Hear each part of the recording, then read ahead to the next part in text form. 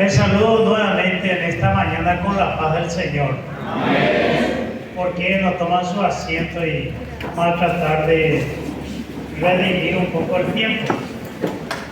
Espero que el ventilador no haga volar conmigo, que es acá que tengo.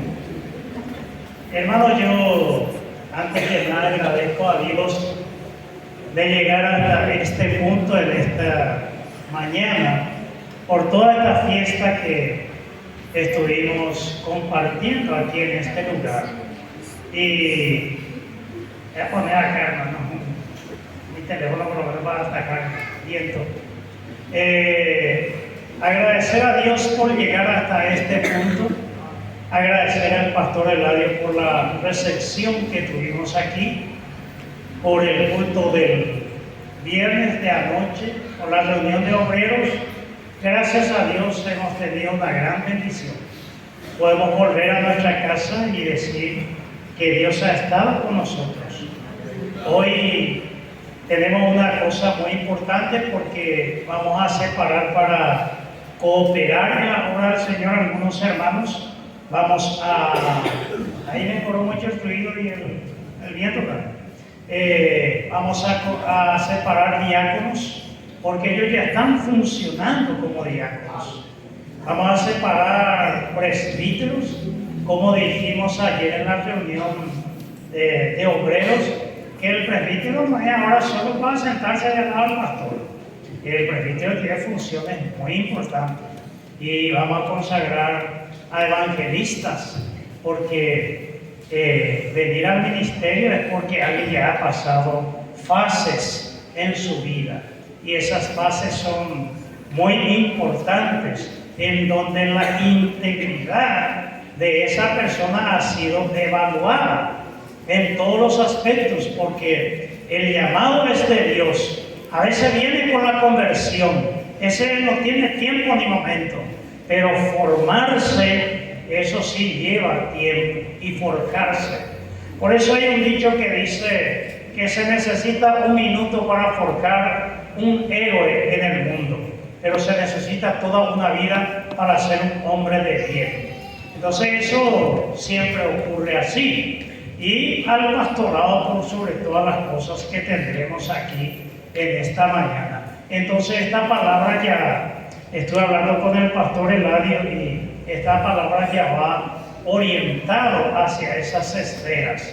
Y a la iglesia también vamos a tratar de combinar un poco en esta noche con ya como abori vamos a hacer y más o menos esa es la cosa. Entonces nosotros comenzamos la historia de Jeremías en una época muy linda. Dios le llamó, pero estaba todo bien hasta que murió Josías y todo vino por abajo. Después ellos fueron al exilio y el exilio vinieron. Entonces en esa venida, en ese segundo éxodo, allí quería comentarle algunas cosas. Y me gustaría que ustedes abran sus Biblias en Nehemías. En Nehemías, mirar un poco este libro muy importante y sacar algunos principios. Nehemías, el capítulo 1, ustedes pueden abrir y mantenga abierto su libro, que le voy a citando muchos lugares. En primer lugar, voy a usar la palabra genérica de líder. Voy a usar la palabra genérica que involucra al colaborador, al diácono, al presbítero, al evangelista y al pastor. Entonces, genéricamente voy a usar la palabra líder. En primer lugar, ¿quién es Nehemías? Nehemías capítulo 1. Ya estamos volviendo del exilio. Ya pasó los 70 años que habló Jeremías. Ya Dios está haciendo una nueva vasija con el Israel nuevo, con el mismo barrio, el mismo pueblo, ¿verdad? Pero ahora ya es otra vasija, ya es otro pueblo. Este pueblo que regresa ya perdió su lengua, ellos ya no hablan el hebreo. Los que volvieron del exilio ahora hablan un arameo, ahora van a necesitar a un escriba como Esdras para darle sentido a la palabra, es decir, va a traducirle la ley que ellos no tenían traducido del hebreo al arameo para que la gente pueda comprender. Eso ustedes lo van a encontrar en el libro de Esdras. Pero aquí, en primer lugar, tenemos un poquito de tiempo acá. ¿Qué es o quién es un líder? Un líder es alguien que tiene influencia,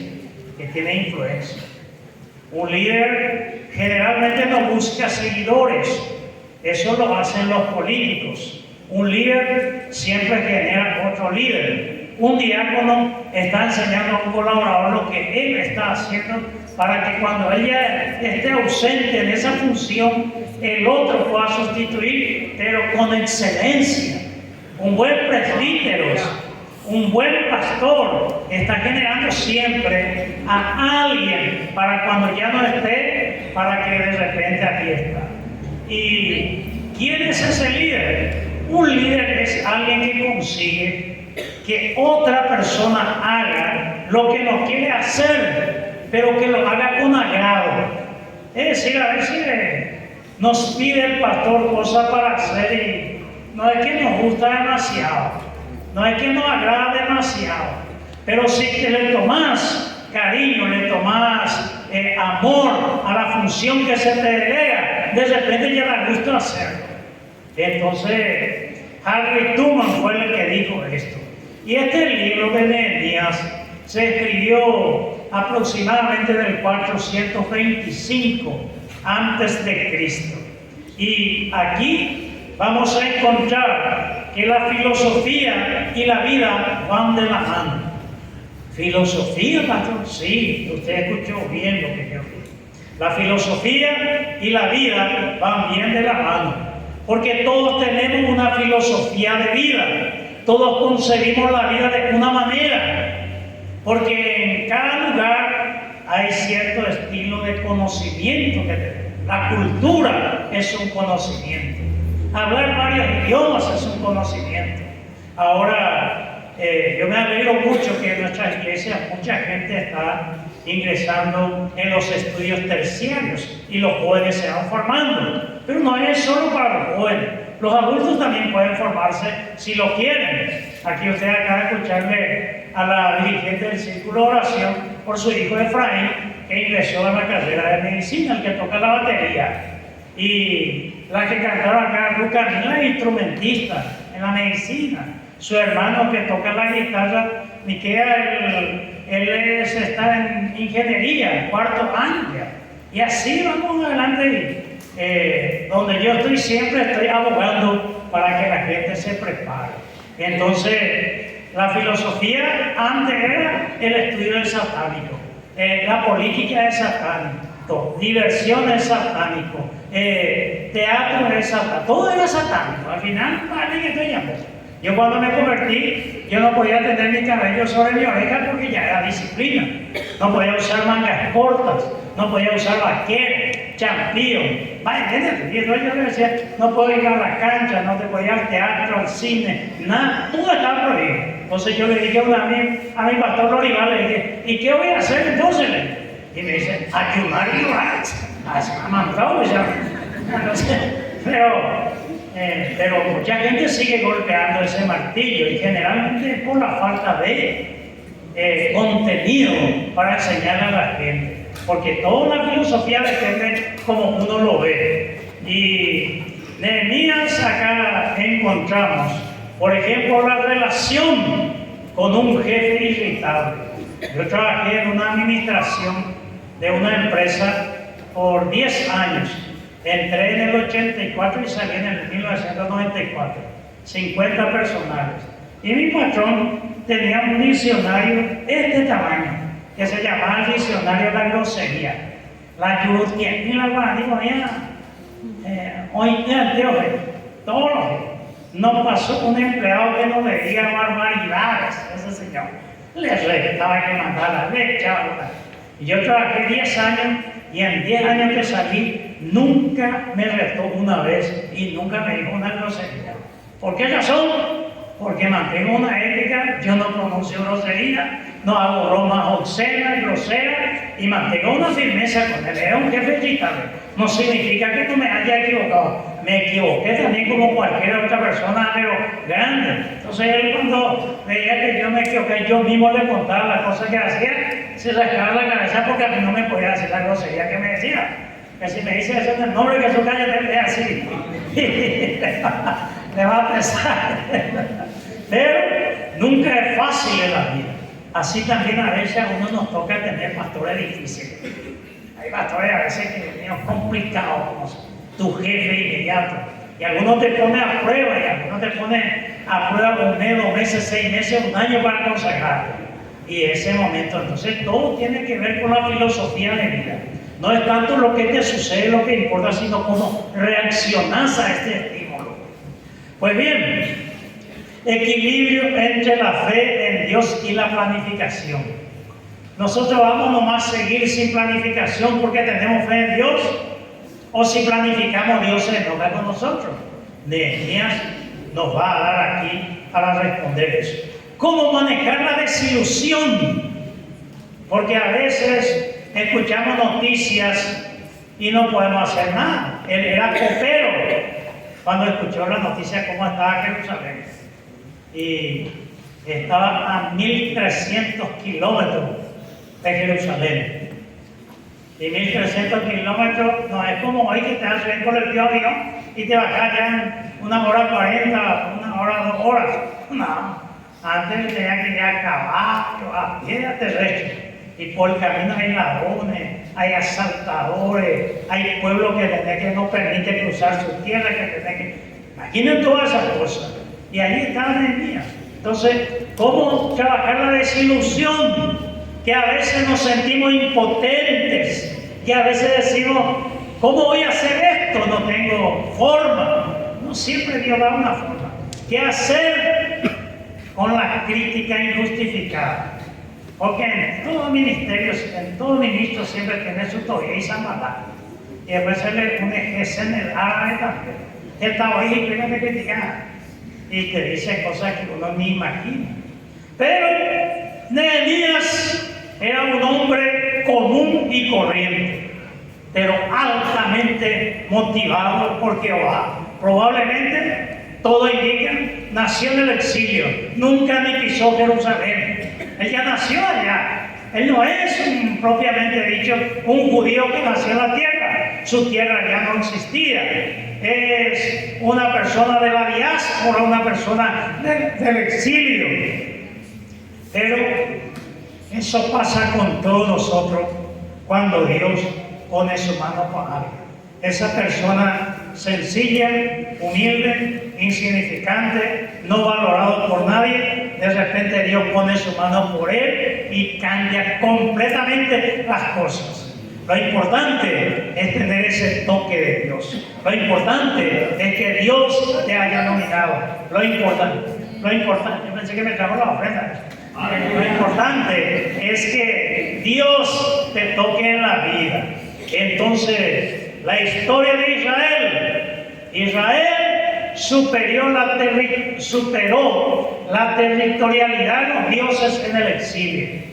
Porque antes aquí en Israel ellos pensaban que Jehová era victorioso e invicto en la tierra de Judá. Pero ahora Marduk le ganó la guerra supuestamente a Jehová. Pero Ezequiel ve que Dios acompañó a su pueblo. Porque David le dice a Dios cuando se escapó de Saúl y se fue a la tierra de los filisteos, le dice: Señor, yo voy a salir de esta tierra, o sea, de tu control, de tu dominio, y me voy a ir a la tierra de los filisteos. Solamente quiero que sepas que siempre tú serás mi Dios en el corazón, porque allá no va a poder hablar más. Porque él pensaba que Dios solamente gobernaba. Por eso hay mucha gente que sigue haciendo guerras espirituales. Yo prefiero hablar de la victoria espiritual. porque ni hay esperanza, hermano, ni esperanza. Jesucristo, el Dios de este siglo, ha sido juzgado. Por entonces somos más que vencedores por medio de aquel que nos amó. Es mejor proclamar la victoria, porque contra el Evangelio no hay filosofía, no hay dominio, no hay idea, no hay nada que pueda atacar. Como dice alguien, es como la topadora que pasa frente a la casa, el movimiento de la iglesia. Si alguien se pone en su frente, le va a pasar encima, y si alguien sale al costado, va a sentir su presencia, porque cuando tenemos esa actitud, cambian todas las cosas. Entonces, ellos pensaban eso, pero allá ellos superaron completamente, y se curó de una enfermedad que tenían también los judíos. A partir de allí, de la venía con Nehemías. De vaya, me dijo, no, fuera rey. ¿Alguien se acuerda de que se curó Israel? Para siempre, no. Se curó de la idolatría. A partir de ahí ya no va a escuchar que yo te llamo lobo, a Acera, a la reina de los cielos, nada de esas cosas. Pueden ser infieles pecadores, pero yo ya no idolatra. Y la carta del apóstol Juan dice, hijitos, guardados de los ídolos. Porque algunos me con las ídolos, pero con YouTube, y cualquier cosa que ocupe el lugar de Dios va a ser siempre un ídolo de nuestras vidas. O sea, cualquier cosa que entorpezca nuestro servicio a Dios siempre va a ser un problema. Puede ser hasta cosas insignificantes, pero si te está si te está atrapallando o ves allí demasiado, porque iba a ir buena deporte, porque es mejor dejarlo. Gloria a Dios. Ahora bien, de Babilonia a Jerusalén son 1300 kilómetros. El primer grupo que vino de Babilonia a Jerusalén fue con Zorobabel. El segundo vino con Esdras. 80 años después vino otro grupo con Esdras. O sea que algunos ya no querían venir más, bro. Y el tercer grupo vino con Nehemías, pero 13 años después. Es decir, que tenemos aquí un tiempo desde la primera salida de Babilonia con el decreto de Ciro hasta Jerusalén, 90 años más o menos.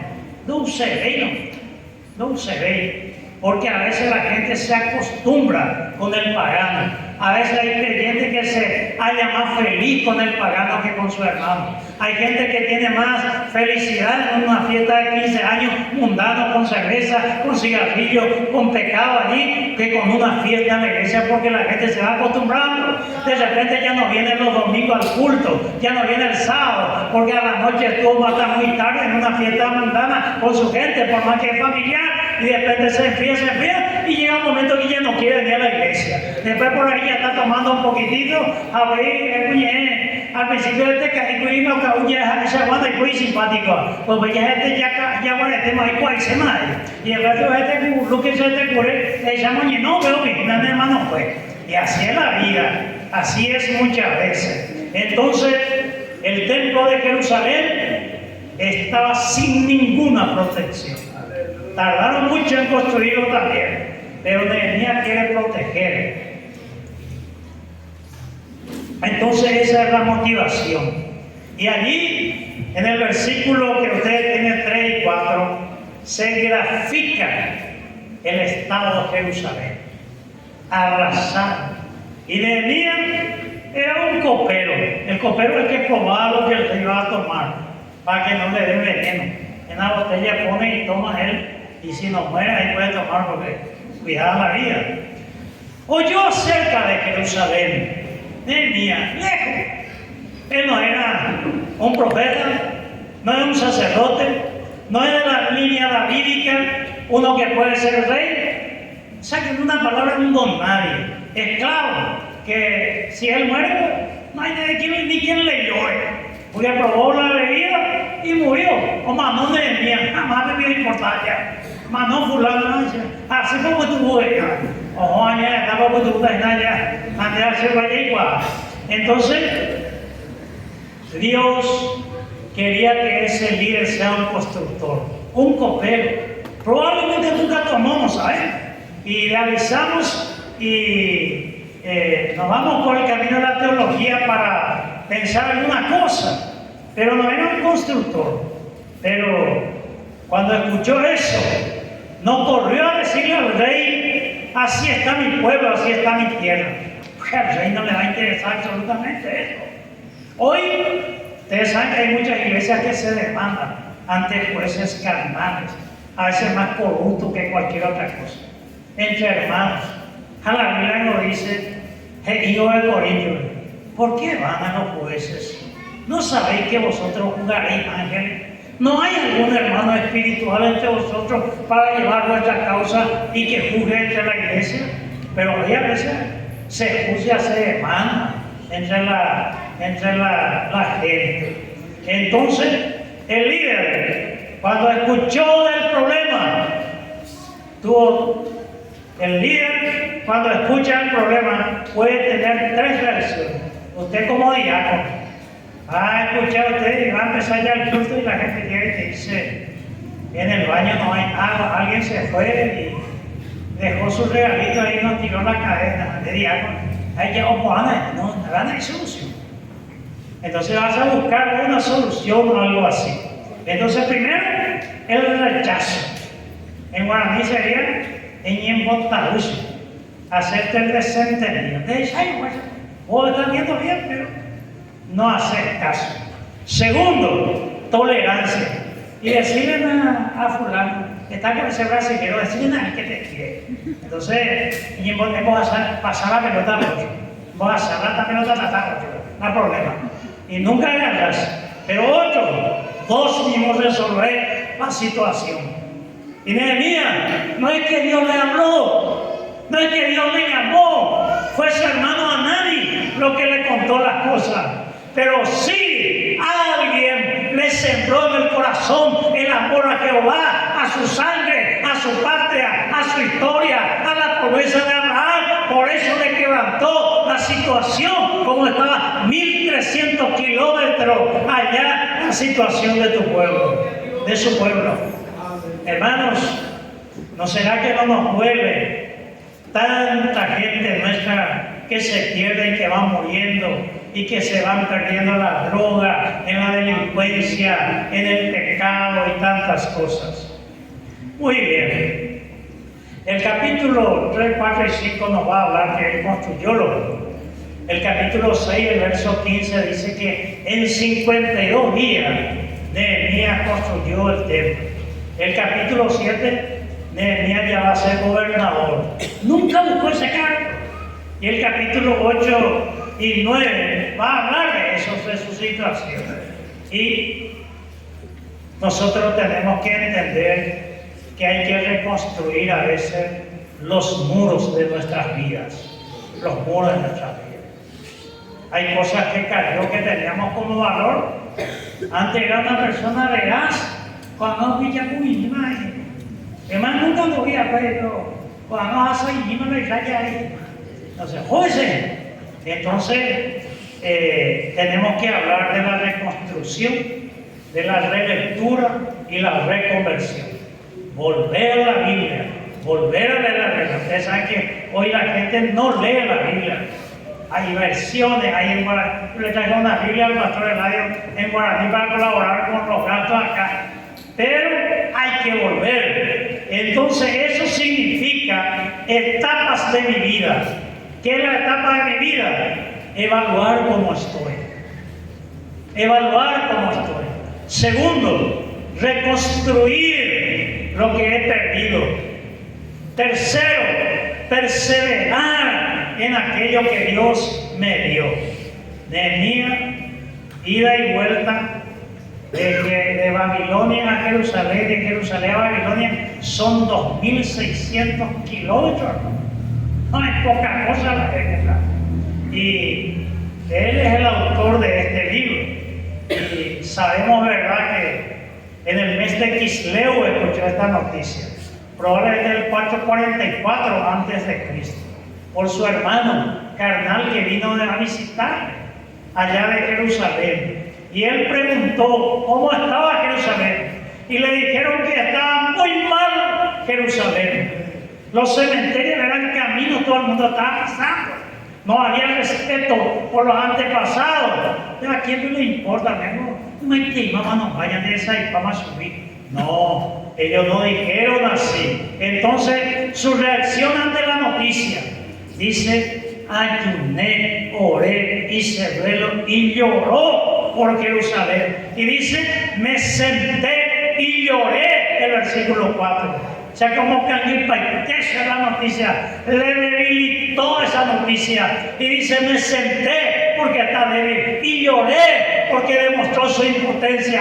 Porque cuando los valientes lloran es porque no le alcanzó su fuerza para hacer aquello que quería en esta tierra. Y cuando los valientes lloran, Dios escucha esas lágrimas que dice que los ángeles los tienen en el altar del Señor. Y los valientes son la iglesia de Jesucristo, que llora por un mundo perdido en su pecado y que quiere tener la voz alta para que a tiempo y fuera de tiempo le puedan decir, como esta señora que vino a buscar recursos anoche aquí por su hijo que está enfermo hace 4 años, pero allí está la iglesia que clama y llora y gime por los perdidos en este mundo.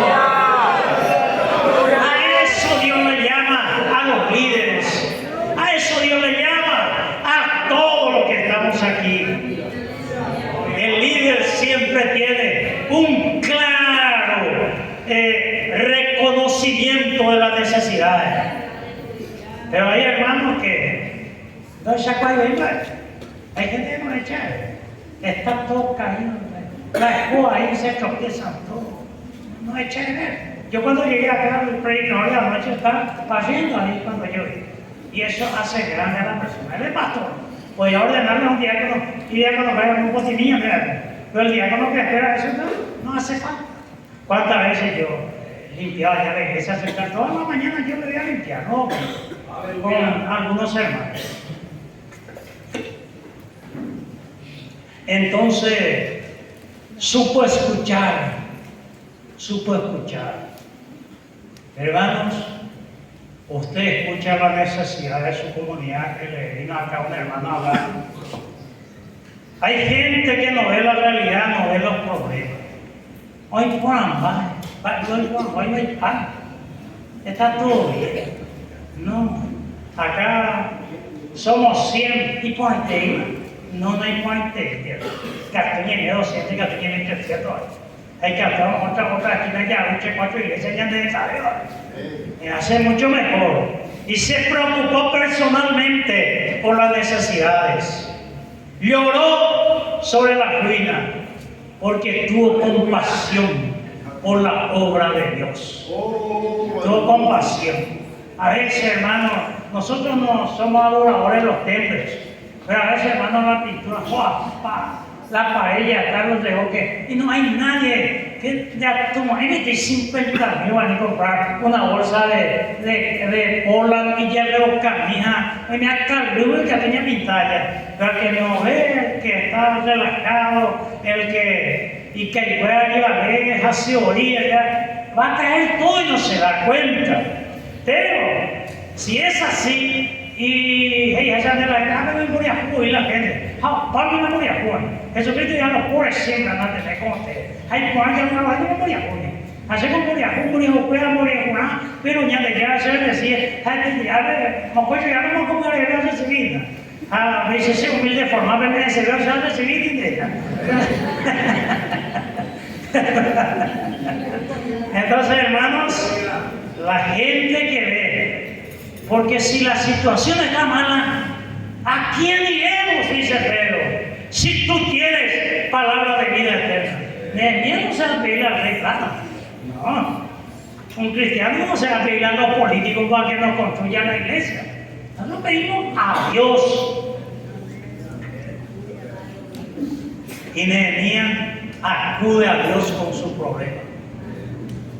Tu esposa es una ciudad que lado, acude a Dios para que Dios le convierta. Tienes tu papá que no es creyente, acude a Dios. No te vayas a pelear, ora a Dios, ora al Señor, ora por tu vecino, que Dios va a hacer muchas cosas. Entonces viene la confesión de pecado al versículo 6 y 7. Nehemías me dice, tu pueblo pecó contra ti, Señor. Hermana Teresa pecó allá. Hermana María es la que anda mal el testimonio, hermano. Hermano Juan es el que problema con... No, él no dice así. Señor, hemos pecado contra ti. Se incluye él y se identifica con el pecado de su pueblo. Nehemías. Y no se quedó en eso. En el versículo 8 le recordó a Dios su promesa. Le recordó a Dios su promesa. ¿Qué le exige? ¿Qué le ordena? Como el movimiento apostólico. Yo decreto, yo declaro. No, lo ha decretado o declara para gente para esto. Acá no, pero allí le recordó Deuteronomio 30. Si volviere de sus malos caminos, yo recibiré. Si volviere de sus pecados, yo lo perdonaré. Si cumpliere mi mandamiento, yo le bendeciré. Serán el primero la tierra. Él recordó a Dios su promesa. Nehemías en su oración, porque ahí se nota que conocía la Escritura. Y a veces nuestras oraciones tienen defectos porque no conocemos la Escritura. Porque cuando conocemos lo que está escrito, como cuando vamos a pedirle un derecho a un juez, sí podemos decirle a Dios su promesa, porque leemos su palabra y Él no promete a la ligera, sino que Él desde su corazón nos prometió las cosas. Muy bien. Presentó su petición delante de Dios. Nehemías pudo hacer frente a la necesidad. ¿Y qué hizo Nehemías? Oró. Y la oración hace 4 cosas, hermano. Círculo de oración. Vamos a unir el círculo. Entonces, círculo de oración. Primero, nos hace esperar. La oración produce paciencia. Porque cuando digo malo, o sea, es aquí, es más que un poema, eso, pero no es más de ti conejo. No es más de ti patrón. Acá no es nada mágico. Acá es un proceso. Y la oración a veces nos hace esperar. Nehemías, en el mes de Nisan, él recibió la respuesta del rey. 4 a 6 meses después, le habló el rey. Y mire que en ese tiempo Dios no le dijo nada. Nada no le dijo Dios. Y a veces nosotros somos apresurados y no sabemos disfrutar el silencio de Dios. Segundo, la oración aclara la visión. A veces queremos ganar aquí al hospital, a la comisaría, a la municipalidad, a todo. Pero no sabemos cómo. Planificamos aquí, planificamos allá y nada hacemos. Pero sí podemos orar. Y de repente Dios te dice esto. Vaya, viene acá, muévete allá, hagan esto. Y cuando Dios hace, uno medio que no entiende al principio, medio que parece nos deja más confundido. Pero hacemos lo que Dios dice y empiezan a suceder las cosas. Cuando el pueblo del Señor hace el corito que se canta, alaba al Señor, suceden cosas y se suceden cosas. Entonces cuando empezamos a orar, la visión se aclara. Tercera cosa, tranquiliza mi corazón. Porque hay momentos que cuando nos levantamos en la oración, algo, de alguna manera, el Espíritu de Dios nos dice que el problema está resuelto. No sabemos cómo, pero hay paz en el corazón. Dios nos dice que sí, pero no nos responde automáticamente. Pero sí, Dios ya dio paz a mi corazón. Ahora, cuando oro, ya no le estoy pidiendo, ahora le estoy agradeciendo ya por lo que Él ya me ha dado en su tiempo. Cuarto, activa mi fe. Cuando la persona ora, tiene fe. Dios mío, ora grande. Ya haya predicado, cae ilusión. Ya capaz no nos convertimos ahí. Ya ora ahí. Pero el que ora, vamos en el nombre de Jesús. Es diferente, no sé si distingue. Para con la pastor canta y gloria a Dios y te dieron piñapada y mi cosa. La gente de hora vivo, digo, porque se va a enojar, se va a molestar cuando le enfrentar con la verdad. Pero así es. Y Nehemías entendió todas esas cosas. Cambiar el corazón de la gente solamente se consigue a veces con la oración. Cambiar el corazón de Artajerjes en medio es imposible. Pero Nehemías oró a Dios para que le dé una oportunidad. Y esperar era esencial. Hasta que en el capítulo 2, el versículo 1, él ya tenía todo planificado. No era un hombre cachafá, como se dice. No era un hombre desordenado. Que era algo la yaputa, la jerina, no sé qué. No, él sabía. Y de repente, dice que el rey le dice: ya no te lo acepte. Porque cuando uno está haciendo, como dice 28, uno de Proverbios, huye el impío sin que nadie lo persiga, mas el justo está confiado como león. Y de repente dice el rey: ¿por qué demudas el rostro? Adelante lo va a. Y eso fue cuando encontró para matar al rey, que no estaba probando realmente, y que otro iba a cargar el veneno y podía matarlo. Y dice el versículo 2 del capítulo 2: y temí en gran manera, porque era un peligro. Es decir, por más que él tenía unos planes, era honrado aún con su miedo. Porque a veces, hermanos, la gente se paraliza en el miedo. Adán dijo: me escondí porque tuve miedo, porque estaba en el pecado. Y a veces pasa eso. Y no ocultó eso, sino que lo admitió. Lo valiente es que vaya a enfrentar al enemigo sin miedo. No, lo valiente es que te vaya a enfrentar al enemigo a pesar del miedo. Ese es el valiente, a pesar del miedo. Y dice que le dijo Nehemías al rey: ¿cómo no va a estar triste si mi pueblo mintiera? Y le contó el problema. Pero en ese momento dice: ¿y qué cosa pides? Y Nehemías dice en el 3, versículo 4 del capítulo 2: y oré a Dios. No es que ahora, Señor, dame sabiduría ahora. No, él ya tenía todo, pero es como decirle a Dios: ahora me llegó la respuesta a Dios. Este es el momento. Gloria a Dios, eso no dijo. Entonces le contó eso y le dice el rey: ¿qué cosa pides? Aleluya. Si Dios te dijera hoy: ¿qué pides? Probablemente, como yo también, no sabía ni qué pedir. Y voy a pedirle por gente, para que se salve. Voy a pedirle que el Paraguay sea salvo. Pero probablemente muchos digan: y dame una para mi casa, Señor, que tantos profetas ya me engañaron. Y bueno, dame ese coche último modelo que nunca tuve. ¿Qué pasa? Van en banalidad. Y dice: le señaló tiempo. Y la reina estaba, y la reina le dio un codo a Artajerjes que le dice: no le vas a ofrecer nada.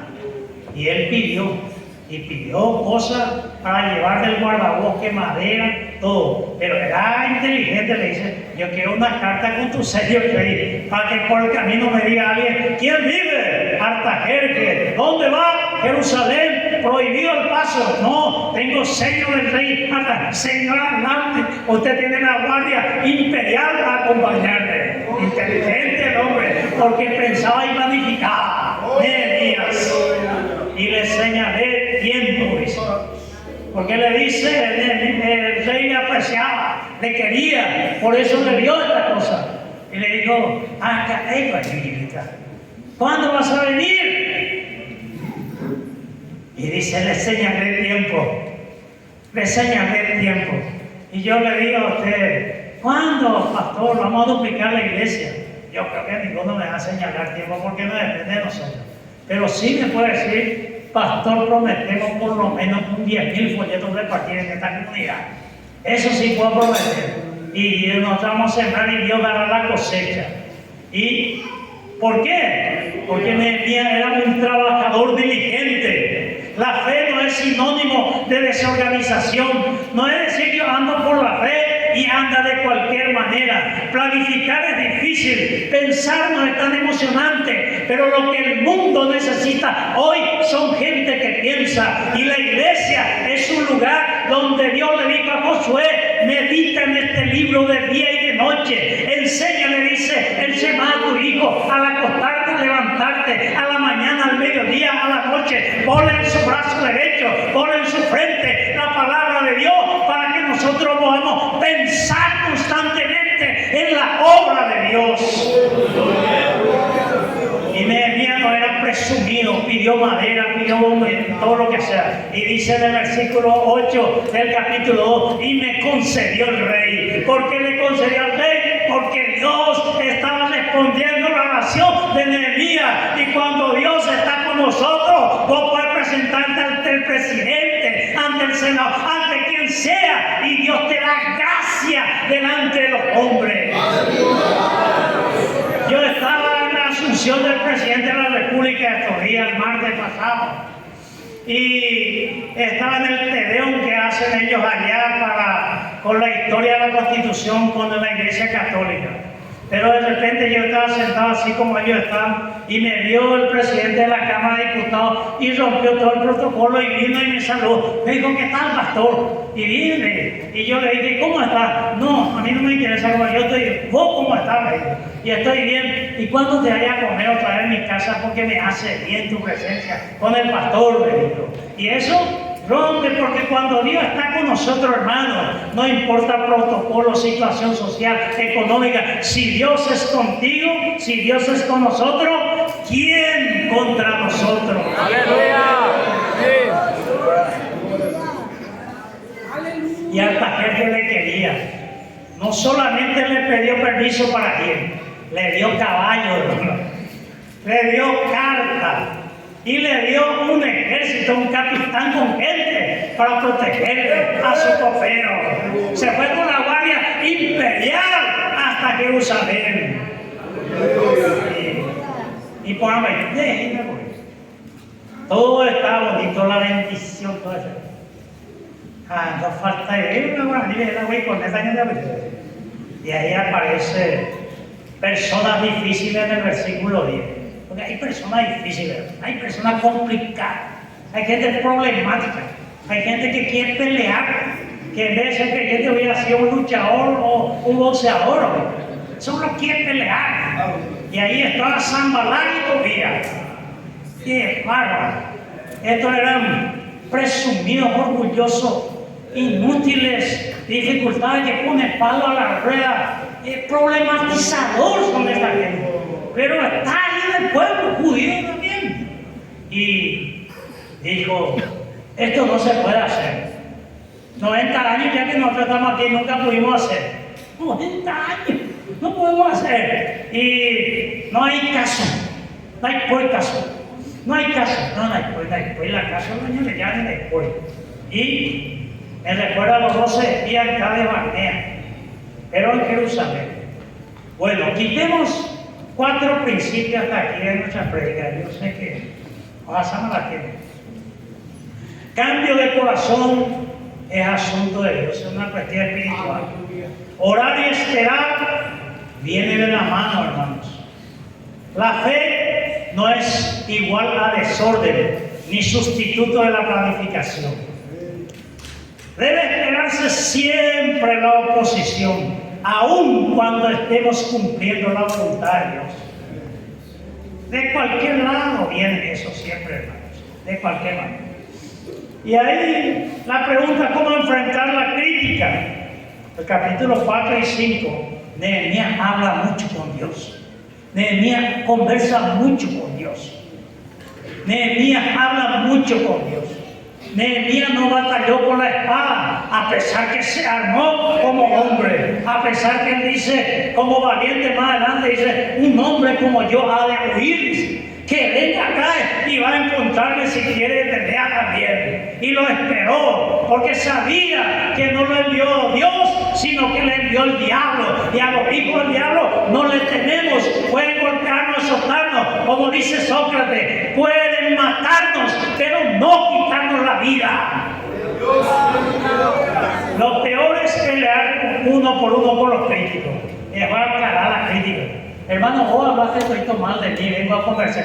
La peor cosa que puede hacer, que empeorar las cosas. No sé, otra gente, hermana Modesta, uno lleva y va a ver gente y hace a fuerza, hermana. No sé, pero hermana, no va a llegar nunca.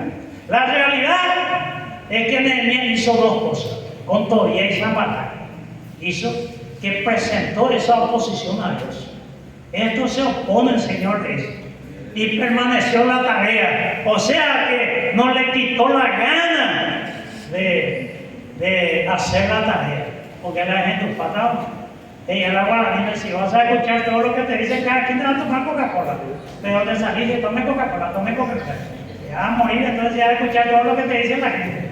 Ven, todas algunas cosas a otro lado. A otro lado, ¿qué? A mí le coge ese niño ya no conoce de Dios juicio. Si es la palabra de Dios, me interesa. Pero otra cosa es que apartarle. Porque los críticos desaniman, pero los líderes animan. El camino fácil es rendirse y dejar. Yo quise hacer, pero no me permitieron el pueblo. No dice eso. El versículo 7 y 8 del capítulo 8. La oposición creció. Y la crítica aumentó. Parece que cuando más ora, más yo critica. Pero Nehemías intensificó la oración. Ahora pone ya también a otro para orar, no solamente él. Y el principio del capítulo 4 es imposible dirigir a alguien sin que enfrente oposición. Es esencial hacer frente a la oposición en oración. La oración no es lo único que se necesita cuando crece la oposición. Y por sobre todas las cosas, no abandonar la obra de Dios. Hasta un poquitito aquí, ya termino esta idea con usted, hermano. En el capítulo 4 tiene la pérdida de fuerza. La obra llegó hasta la mitad y falta la otra mitad. Y ahí la gente perdieron la visión. El versículo 10, el capítulo 4. Y vieron que el escombro es mucho. Hay veces que en nuestra vida, como los perdidos, solo quedan escombros.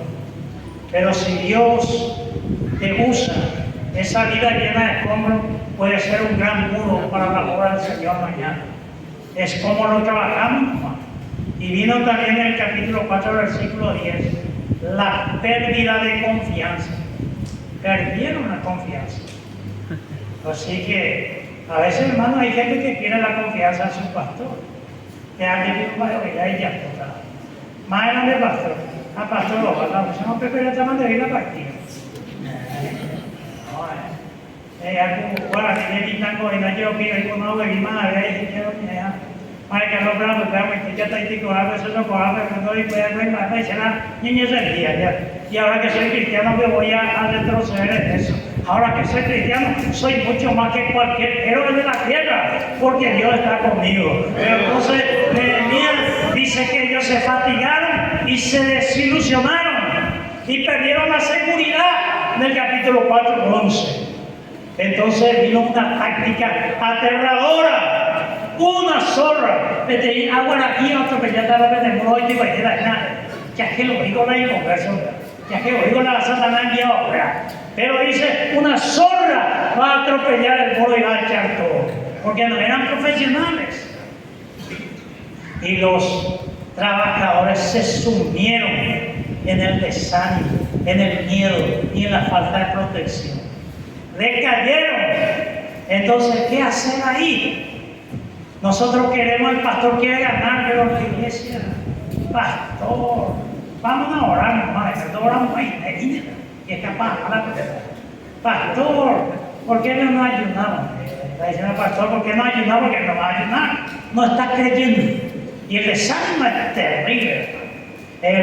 La enfermedad número 1 del mundo es la ansiedad, depresión, desánimo. Ya que ese hermano no entendió ese claro y depresión no causa y dice, si me imagino, y no sé, te va a no entiende eso. Pero allí hizo una cosa Nehemías, capítulo 4, versículo 13. Los esfuerzos unió hacia una meta.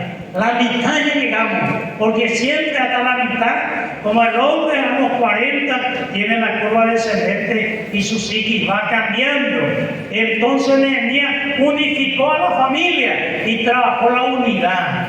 En la unidad de criterio, de visión, de espera, de respuesta de Dios está nuestra victoria. Si la iglesia es una con su pastor, todo es posible al que cree. En esto conocerán que soy mis discípulos, en que os améis unos a los otros. Jesucristo dice.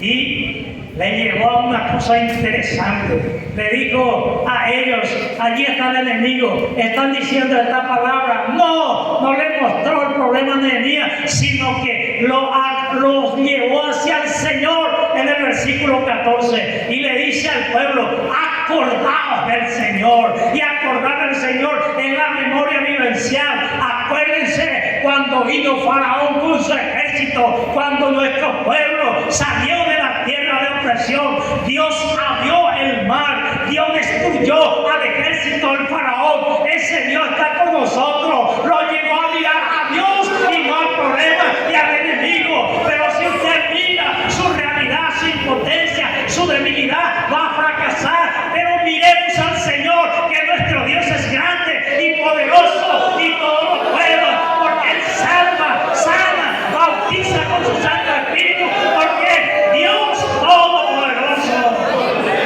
Ese somos nosotros. Ellos pudieron ver a Dios, se unieron, pero lo vieron a Dios a través de Nehemías.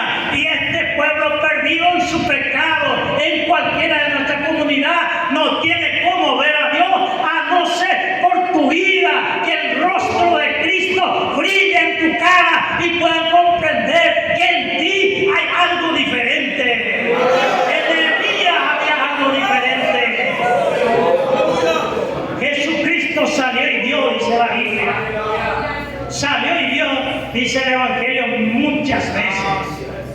Entonces, mantener el equilibrio entre el pensamiento y las acciones.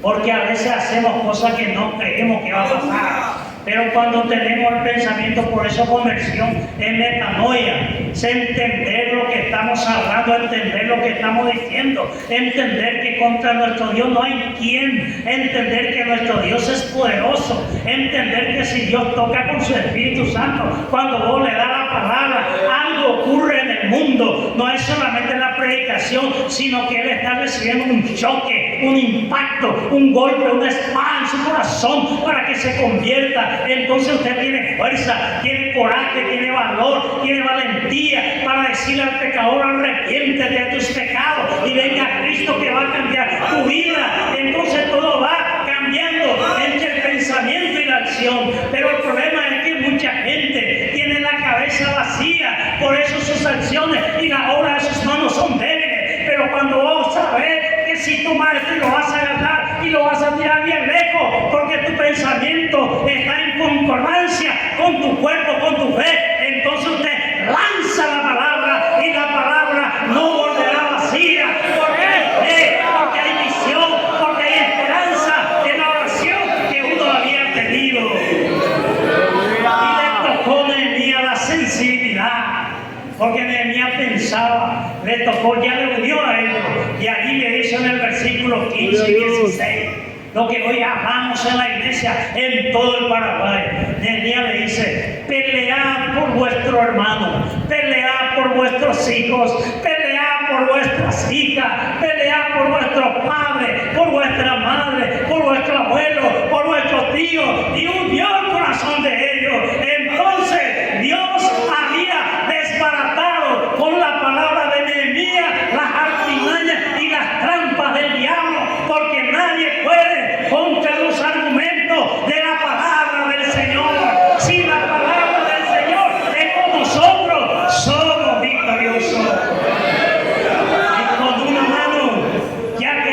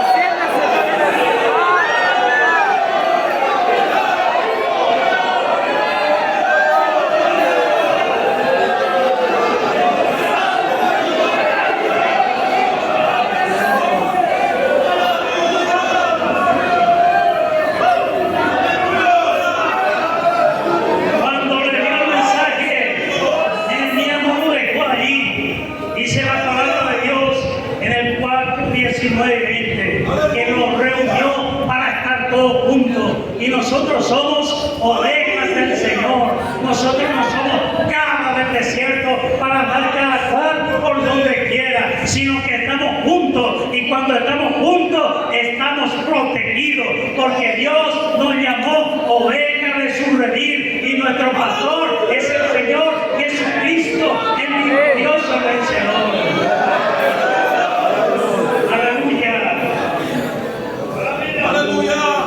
Pero no lo dejó solo reunirse.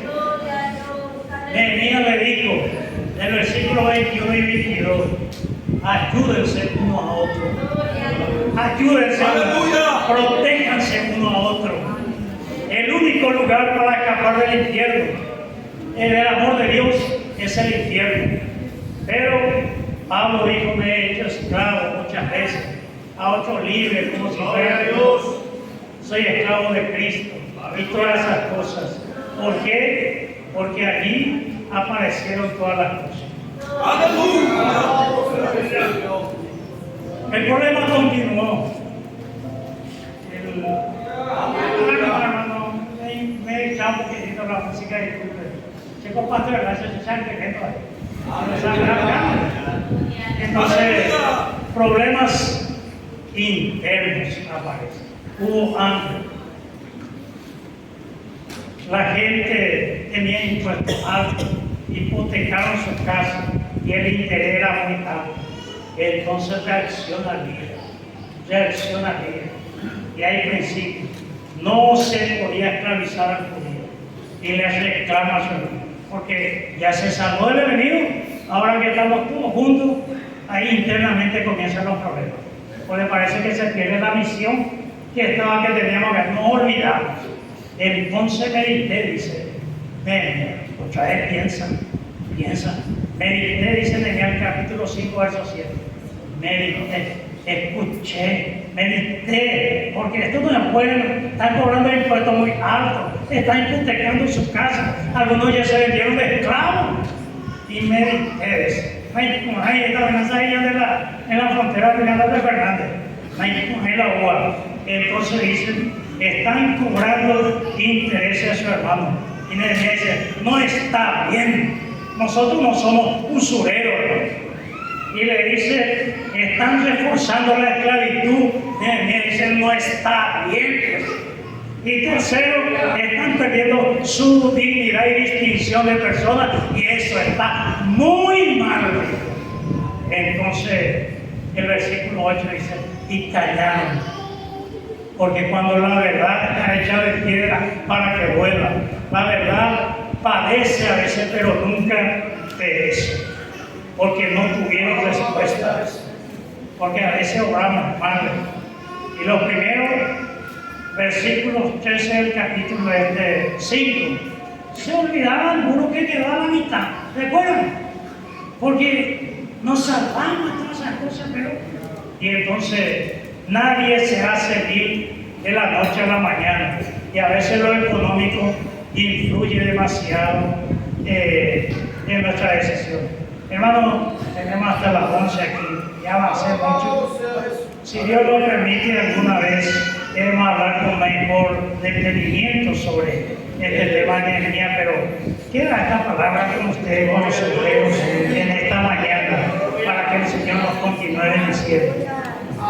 ¿Por qué no inclina su cabeza y oramos al Señor para hacer el siguiente paso y tratar de terminar en la brevedad posible del horario que tenemos? Señor Dios nuestro y Padre del cielo, gracias te damos, Señor, en esta mañana por la oportunidad que tenemos de estar aquí. Te pedimos, Padre, la gracia de tu bendición con nosotros, oh Dios. Señor, tu palabra es clara, tu palabra es estable, tu palabra es predecible, Padre, tu palabra es lo mejor que puede existir, Señor. Padre nuestro, escúchanos, Señor. Mira a tu iglesia aquí en este lugar, mira a cada pueblo, Señor, mira a cada obrero, mira a cada uno de los hijos tuyos, en el nombre de tu Hijo amado Jesús, Señor. Amén y amén, Señor. Amén. Muy bien, hermanos. Yo voy a llamar a alguna gente, si por favor pasan aquí rápidamente, para reconocimiento. Diácono Wilson Torales. Para reconocimiento, la diaconisa Milagro Coromoto Díaz Silva. Aleluya. Para reconocimiento de diácono Calixto Caballero. Esto es saber. Para reconocimiento del presbítero Mauro Salinas. No viene, sí, yo ausente te va. Pero no para. Diácono Leonardo Cara Duarte de Santa Anita. Fabio Prieto Espínola de Paso. Ese fue. Yo le nombro. Juana Martínez de Medina. Diaconisa. Arsenio Arce Sara de Canapaya. Muy bien. Ellos ya están trabajando, hermanos, con nosotros y nosotros ya lo vamos a orar por ellos porque ya han sido consagrados. Pero esto el ministerio les reconoce que la función que ya tienen ejercido porque han venido a estar con nosotros. Bendiciones. El Señor le bendiga a cada uno y que se sientan bien. Sigan con esta fe, con esta esperanza. Muchísimas gracias. Pueden sentarse.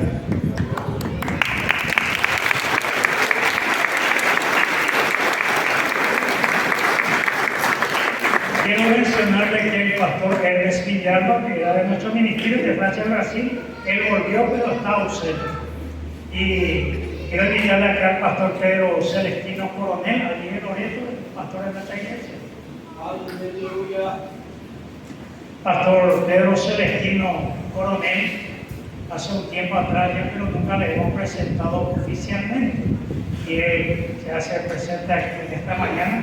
Voy a darte la nota para que se conozca un poco. Él es nuestro pastor allí del departamento de Concepción, en Loreto. Y él ya es un pastor que vino a credenciar y nosotros le hemos aceptado, así que amén. Amén. Bendiciones, pastor. El Señor te bendiga. Como ministro, una sola vez se le consagra. Nosotros vamos a cambiar de evangelista a pastor a algunos evangelistas que tenemos. El primero es el evangelista Santiago Maciel, allí de Paso Barrero. El segundo es el evangelista Ricardo Torres, allí de Concepción. Y el tercero es el evangelista Carlos Gamarra, allí de Valle. Gloria a Dios. Aleluya. Allí están nuestros divísimos hermanos que a partir de ahora estarán ya como ministros, como quieran, si quieren mirarse la gente, ya estarán como pastores de nuestra iglesia con plena solvencia ministerial para ejercer el pastorado. Muchas gracias, un fuerte aplauso.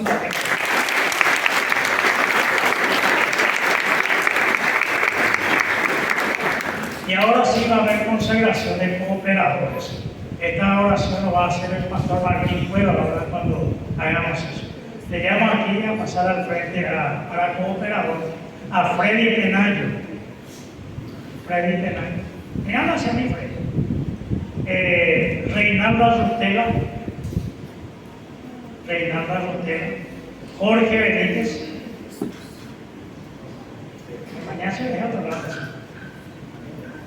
No, otro lado que ellos son del López Salinas. Y María del Rosario López, y esta nuestra hermana para el colaborador. Gloria a Dios. Erasmo Maldonado. Erasmo. Sí, ahí está. Javier González. Javier González para colaborador. Paulina Sosa le llevó. Feliciano Castillo, allí de Yataití del Norte. Feliciano Castillo. Muy bien. Les rogaría a ustedes, estimados hermanos y hermanas, para que se arrodillen. Voy a pedir a Gloria a Dios. Aleluya. Castobal Peñasú. Peñasú. Voy a pedir a los pastores pasar y ponerle las manos, hermanos. Y el pastor Martín Cueva va a hacer esta oración. Adelante, hermano, vamos a ganar tiempo. Cuanto más rápido, vamos a ver aquí. Cuanto más rápido hagamos, ganamos tiempo. Alabado sea Dios. Gloria a Dios. Juan, bendigamos ustedes con las manos. Señor nuestro Dios, nuestro Padre Celestial, aquí estamos delante de ti, Señor, a presentándote a ti, mi Dios, nuestros hermanos, nuestras hermanas, como cooperadores de tu obra, y bendice, Señor, en el nombre de Jesucristo, los obreros puedan colocar las manos en esta hora que están aconsejando, bendiciendo estos hermanos de esta hora. Señor nuestro Dios, Padre, que estas vidas, estos hermanos y estas hermanas, Señor, sirvan a ti, Señor, alegría en tu obra, en tu viña, Señor. Oh, bendito Dios, entra en providencia en cada vida de las familias, en los hogares, en el ministerio de cada una de esta mañana, Dios, para la gloria del Padre, Hijo, Espíritu Santo, venimos a ti en el nombre de tu Hijo Jesús. Amén. Un abrazo para los colaboradores y amigos que les saludemos, hermanos. Aleluya. Bendiciones, hermanos, que el Señor use sus vidas. Y a mañana también de los azar, vamos a colaborar la obra del Señor.